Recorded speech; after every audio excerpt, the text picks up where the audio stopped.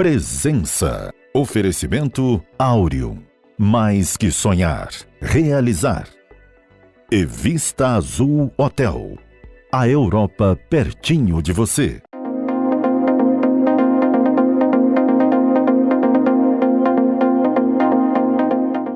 Por vários sinais e sintomas, o Espírito Santo vive um momento muito singular, um momento muito singular em que parece estar reunindo, estar conseguindo materializar atributos e capacidades que eram cronicamente decantadas, mas, infelizmente, por uma série de razões pouco implementadas. Hoje a nossa conversa orbita muito em torno dessa condição do Espírito Santo, todas as potencialidades do Espírito Santo que parecem estar encontrando um momento de afirmação.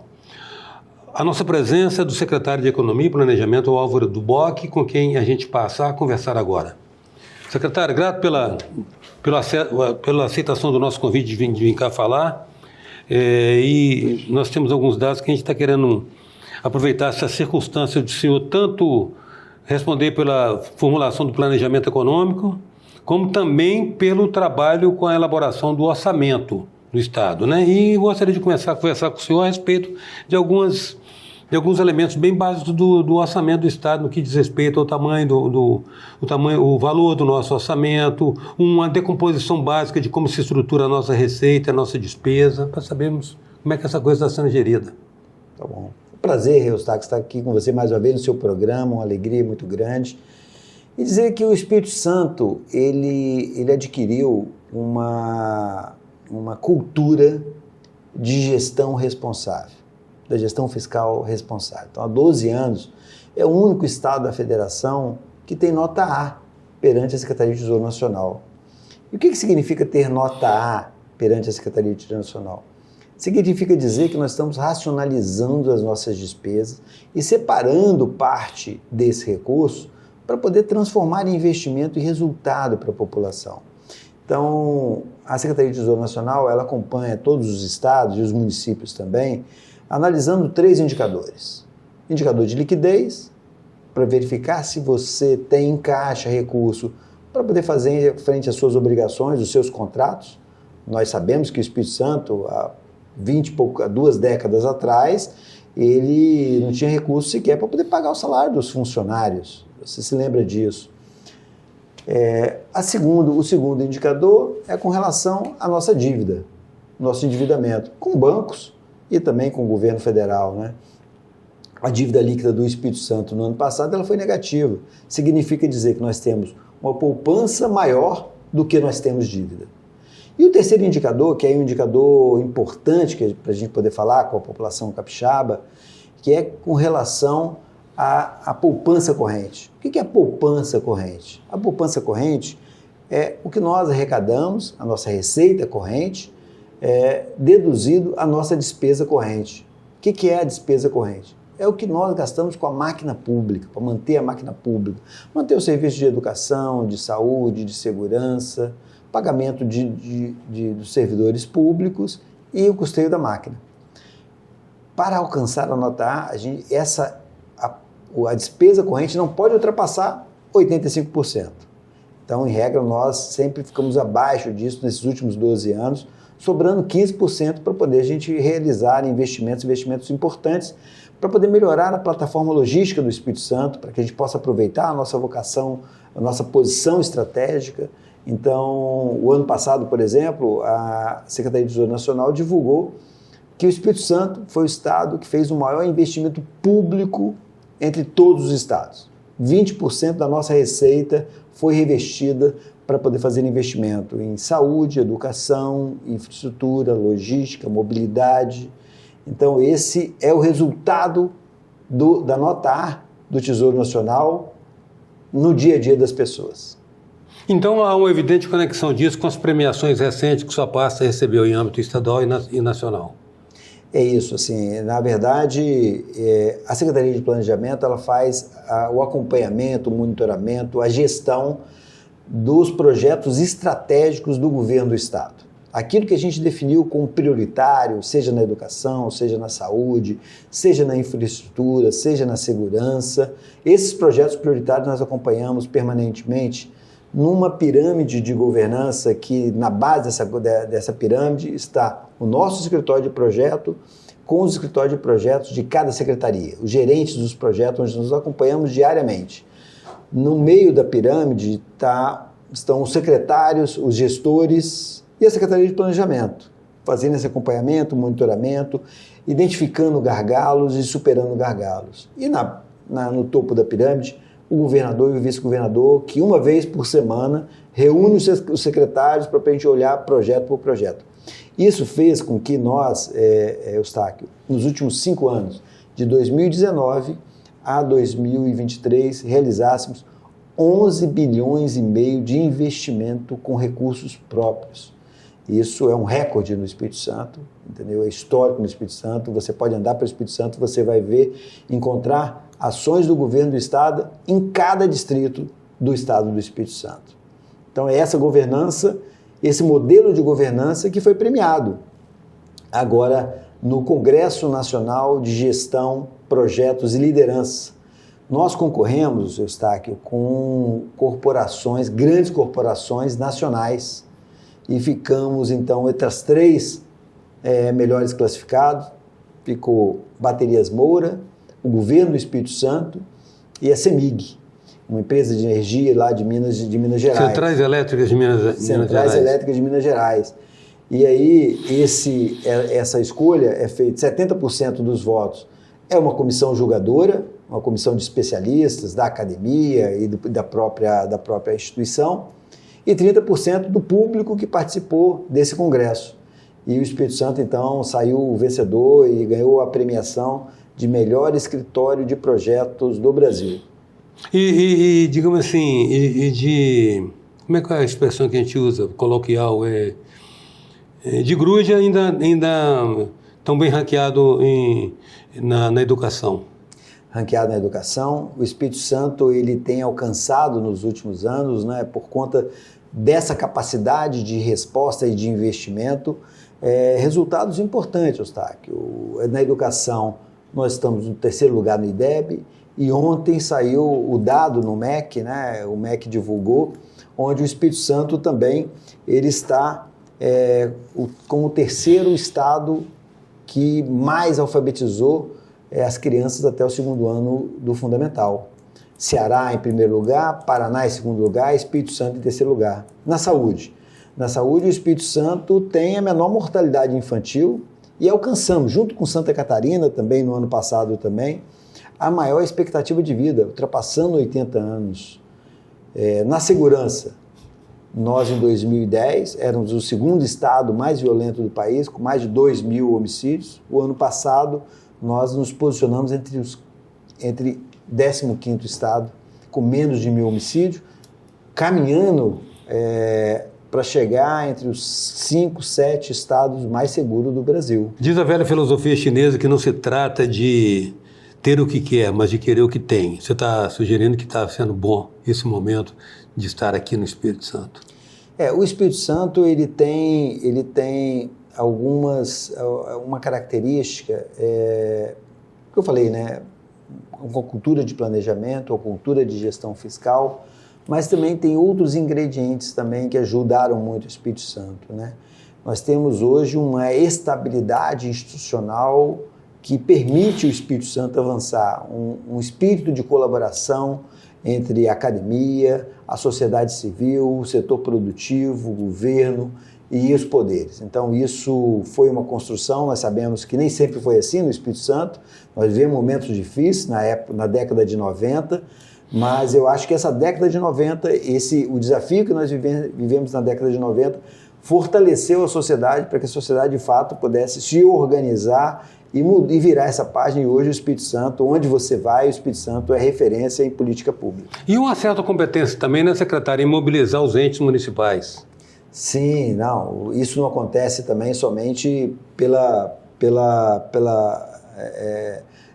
movimento natural. É preciso também ter lideranças também que possam conduzir esse processo. E o Espírito Santo, ele teve 2 lideranças importantes nesse período, nesses últimos 20 anos, que conseguiram aglutinar toda essa energia social para que o Espírito Santo chegasse onde nós estamos hoje. Secretário, como é que você está avaliando hoje assim, o perfil da economia capixaba nesse momento da contemporaneidade, que está havendo tanta disrupção, tanta emergência de novos elementos de geração de riqueza? Sempre houve uma apologia, né? uma exaltação de uma localização altamente estratégica e privilegiada, não suficientemente aproveitada. Como é que você está vendo esse contexto, secretário? Nesse momento, Eustáquio, nós estamos, inclusive, revisitando o planejamento de longo prazo do Estado. Não é do governo, não. É uma construção coletiva da sociedade. Nós temos hoje o plano de longo prazo do Espírito Santo, é o ES 2030, com marco temporal até 2030, nós estamos revisando ele para 2035, quando o Espírito Santo completa 500 anos da sua colonização. Então, é ES 500 anos. E percorremos todo o Estado discutindo essa agenda, né? E estamos fazendo outras agendas, e o que nós percebemos de forma muito clara, olhando para trás, Eustáquio, é que o Espírito Santo ele se reinventou de momentos em momentos, entendeu? Saímos da monocultura na década de 60 com a cafeicultura, problema que nós tivemos com a crise do café. O Espírito Santo se reinventa para a industrialização, as grandes plataformas vieram para cá, o Espírito Santo descobre a sua vocação para o comércio exterior, depois, logo na sequência, o Espírito Santo descobre também a sua vocação de localização geográfica no país, onde nós estamos a 1.000 quilômetros de 70% do PIB e quase 60% da população capixaba brasileira. Na região sudeste também. Na região sudeste. Então, assim, o Espírito Santo descobre essa vocação e isso tem impulsionado o nosso desenvolvimento até aqui. Mas nós temos desafios. Quando nós olhamos para 2035, antes de chegar em 2035, 2032, a reforma tributária tira do Espírito Santo ferramentas importantes de competitividade, como o Investe, como o Compete. Além disso, muda a regra tributária, onde a tributação passa a ser no destino. Então, hoje nós temos grandes plataformas de distribuição de produtos, os condomínios logísticos que nós temos no Espírito Santo, saindo do Espírito Santo, distribuindo produtos para o Brasil todo, nós vamos deixar, o imposto vai deixar de ser retido aqui, ele vai ser retido já no destino. Então, temos esse desafio. Mas nós temos soluções para temos possibilidades de aproveitar também essa vocação, melhorando a eficiência da nossa plataforma logística. Claro que nós precisamos do governo federal, discutindo com o governo federal, a F-118, a FCA, a 262, a 101, a 259, são vias importantes para que a gente possa, de fato, ser a porta de entrada para o Brasil e a porta de saída também dos produtos brasileiros para o resto do mundo. Essa é uma possibilidade. Uma outra possibilidade é essa vocação que nós temos também, sobretudo no sul do estado, para aproveitar esse processo de mudança da matriz energética, né? Então, o Atlas Eólico aponta de forma muito clara o potencial que nós temos de geração de energia, sobretudo onshore, offshore, energia eólica no sul do estado, geração de hidrogênio verde, amônia. A amônia vai ser o grande combustível que vai movimentar o mundo daqui a algum tempo, então isso também é uma possibilidade. Esse projeto de descarbonização, nós lançamos agora o plano de descarbonização do Espírito Santo, estamos estudando isso junto com a academia, junto com a sociedade civil, discutindo com a sociedade civil, e o Espírito Santo tem potencial também para se aproveitar disso. O mundo está olhando onde ele tem possibilidade de fazer investimentos sem riscos geopolíticos. Olha para o mundo, você tem riscos geopolíticos na China, nos Estados Unidos, na Rússia, na Índia. No Brasil você não tem. E você encontra no Espírito Santo um Estado organizado, um Estado que tem todas essas possibilidades, então temos possibilidade de atrair esses investimentos para o Espírito Santo. A presença hoje do secretário de Economia e Planejamento do Estado do Espírito Santo, Álvaro Duboc. A gente volta já. Venha viver momentos inesquecíveis no Hotel Vista Azul, nas Montanhas Capixabas. Resort com piscina interna e externa, quadras de tênis, jacuzzi, suítes amplas e confortáveis, lounge com lareira e um mirante com vista para a Pedra Azul. Hotel Vista Azul, a Europa, pertinho de você. Voltamos com a presença, um oferecimento do Vista Azul Hotel. Voltamos com a presença do secretário estadual de Economia e Planejamento, Álvaro Duboc. Secretário, o senhor falou num tema que eu queria pensar, porque o senhor falou desse vasto leque de perspectivas que se abre para o Espírito Santo. Hoje em dia, quais são os critérios de alocação de recursos do Fundo Soberano? O Fundo Soberano, ele começou a primeira FIP dele, a primeira tranche de 250 milhões, foi para poder apoiar empresas de base tecnológicas daqui do Espírito Santo ou que tenham pretensão de vir para o Espírito Santo, trazer seu domicílio fiscal para o Espírito Santo. Porque nós entendemos, o Eustáquio, que é fundamental que a gente apoie e fortaleça o ecossistema de inovação. Se a gente olhar países como Singapura, se a gente olhar países como Portugal, esses países, Israel, são países que investem em torno de 4%, 5%, 6% do PIB em ciência, tecnologia e inovação. Por isso eles estão na frente. Então é fundamental que a gente fortaleça o ecossistema de inovação e hoje o Espírito Santo tem esse modelo rodando com investimentos privados e com apoio do poder público. No poder público nós temos o Fundo Soberano, falei, uma tranche de 250 milhões, que é administrado pela TM3, uma empresa da Bolsa de Valores, onde nós tem todo um processo de seleção e de apoio às empresas, às startups. Mas também temos outros também, temos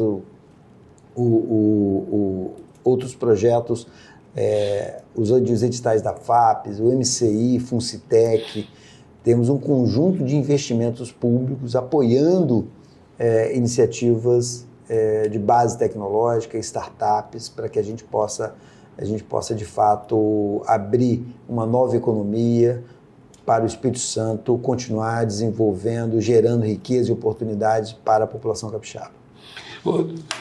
Secretário, o senhor mencionou também essa questão que parece agora próxima de se realizar, embora tenha sido sempre decantada, que era a nossa vocação para um complexo, um parque de logística, né? Nós temos agora a iminente aí, talvez a inauguração da Imetame, que é um projeto extremamente arrojado, ambicioso, com portos, com cais lá de profundidade que comportam navio pós-Panamax, que não entra no Porto de Santos, não entra no Porto de Paranaguá. Mas a gente tem uns entraves, a gente tem uns gargalos. Como é que é a perspectiva sua, que o cara está pensando nessa realidade hoje para o Espírito Santo? Como é que você está vendo isso? Eu acho que Aracruz, de fato, é um município que tem um potencial gigantesco. Primeiro, ele ter sido incluído na Sudene, então tem algumas vantagens competitivas em relação a outros municípios, né?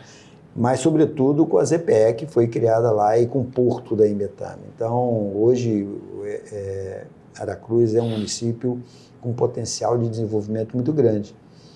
Mas não adianta você ter porto se você não tiver... Se a carga não chega. Se a carga não chega ou não sai. Né? Então, assim, de fato, esse é o desafio do governo do Estado. O governador Renato Casagrande tem discutido muito isso com o governo federal, para que o governo federal cumpra o seu papel de fazer investimento naquilo que é de responsabilidade do governo federal. Então, o governo federal lançou já o edital do projeto de duplicação. Não vai ser uma duplicação total da 262, será em três fases a duplicação. A primeira fase até Venda Nova e depois um pouco mais para frente. Mas esse investimento do governo federal é um investimento fundamental, porque sem esse investimento nós não vamos conseguir conceder a 262 para que, de fato, seja uma via bem moderna, né? Então, porque os investimentos, o CAPEX é muito alto para viabilizar a concessão.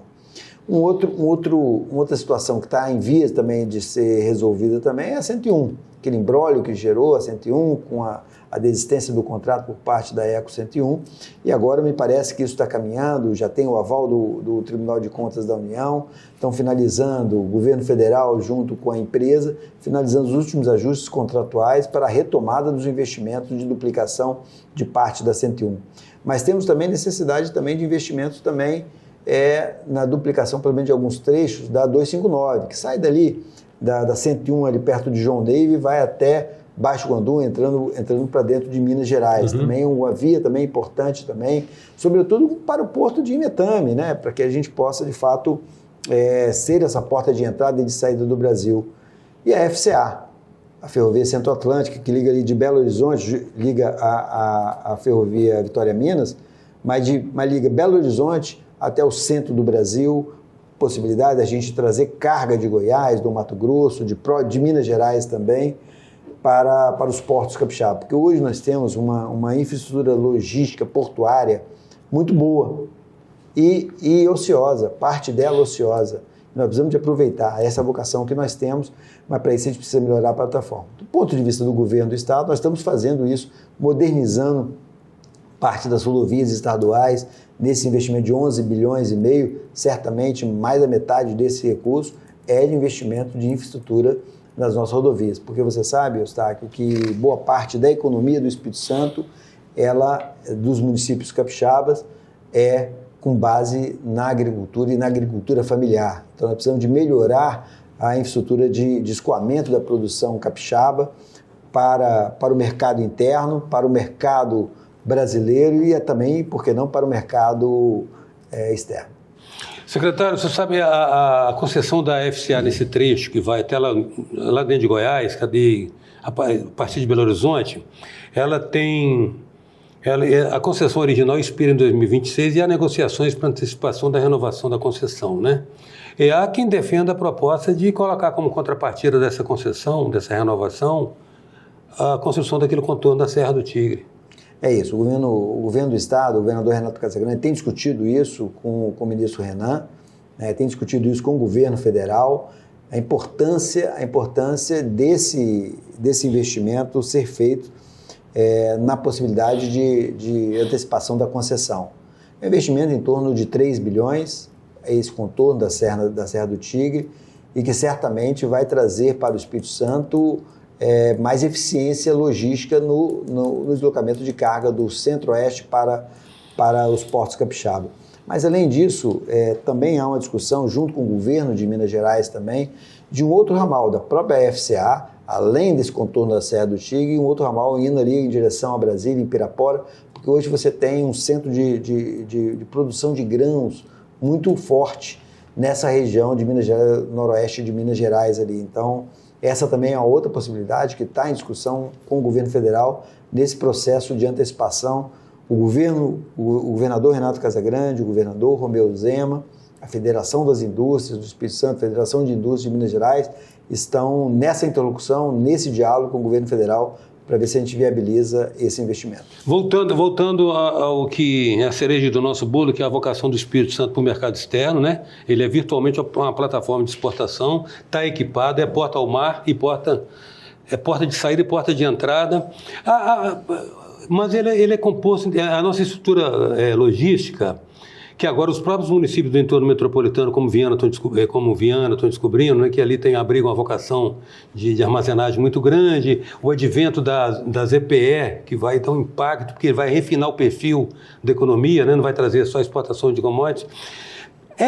Mas, digamos assim, os ativos dessa estrutura estão meio que assim, eles são autônomos. Você tem todo as plantas industriais que já existem aí e que foram responsáveis pela arrancada da nossa industrialização nos anos 90, né, os grandes planos industriais. Nós temos esses eixos viários que são fundamentais. Aliás, o Espírito Santo é muito privilegiado ter um eixo perpendicular e um eixo longitudinal, ou seja, nós temos um conjunto, mas isso aí, você acha que essa estrutura ela opera espontaneamente ou merece a coordenação de uma instância de gestão, tipo um parque logístico formal? Eu acho que as duas coisas elas andam juntas, sabe, o Eustáquio, assim. Ao mesmo tempo que o município de Veracruz se viabilizou montando as EPE, primeiras EPEs privada do Brasil, um investimento privado, né? Ao mesmo tempo, os mecanismos de incentivo do governo do Estado, o Investe e o Compete, trouxeram para o Espírito Santo essa vocação de distribuição logística. Hoje nós temos muitos condomínios logísticos, cada vez surgindo novos condomínios logísticos, não é só Viana, Guarapari, Cachoeira, Cariacica, Colatina, sem falar nos polos industriais também, de Linhares também, que tem uma vocação muito forte também de desenvolvimento. Então, assim, eu acho que o Espírito Santo, ele se redescobriu disso. Porque tem 3 coisas que são fundamentais.